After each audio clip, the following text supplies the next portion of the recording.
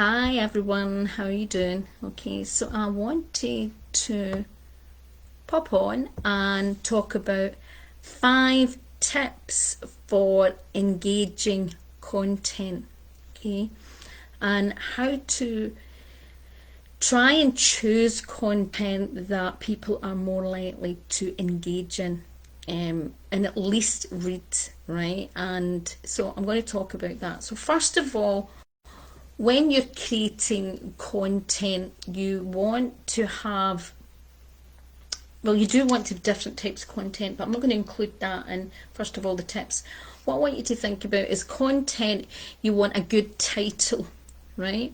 So take a bit of thought in relation to your title and make sure it's relevant. That title and the headline is directly aimed at your audience and linked to your audience, right? So it's something that's going to stand out. It's clear that it's for them, right?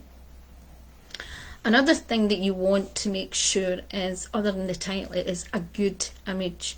An image that stands out from the crowd, and an image that will appeal to your ideal audience. And that might be in relation to the colours, the type of scene, the emotional impression that image gives, but the key is connection and appeal to the audience. Now, sometimes this can be a wee bit, we get lost because we look at images that we like and what appeals to us. And it doesn't mean that you don't do that, but your first priority is always about thinking about your audience and what, and what's going to stand out to them and what's going to appeal to them and why, right? So your title, your image, and then the third one is obviously the actual content in the post.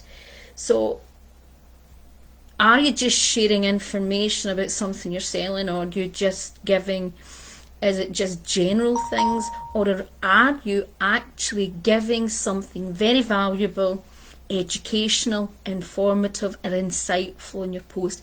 Is it worth people reading your posts? Are they going to come away and feel as if it's been a valuable use of their time, or do they feel as if there's nothing really there for them, there's no reason for them to be on your page?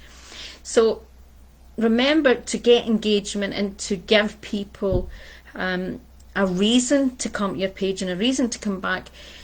You want to not waste their time and give them things that is going to interest them. And that's why it's so important that your content, well, as much of your content as possible, has a take home. They're taking something away, that they're thinking about a tip, or it's making them stop and do something, or it's making them think. You're giving them something that helps, and it can be a small tip, or there's something, okay, that it's so you're showing again that you're nurturing your audience. It's all about nurturing, right? So title, image, it has to be valuable content, and you have to have a take home. Now, the next thing you want is a call to action, right, in as many of your posts. Now, you can do that in some of them softly, and you can do it in some of them in a more direct way. But what do I mean by call to action? Well, you may not want to put call to actions in every single post in a really obvious way, but you can do it in other ways. But what you want to then do is, if you're talking about something, and you say, if there's something you'd like to explore further, or like to learn more, or if you want to access my free resource that does this, do you want to access my video, do you want to access my blogs, my tips, you've got somewhere to send them, and you've got a call to action, or private message me. Or now, if you've not got a lot of time and you are really having to look at your resources into time management, you want to always send them to a direct link rather than get them to PM you. I know in some ways I should encourage more PM, but it's just because I have so many Facebook pages, some of them you can't always see the messages, And I sometimes, like a lot of yous get, I've not had it, to be honest, probably this last year.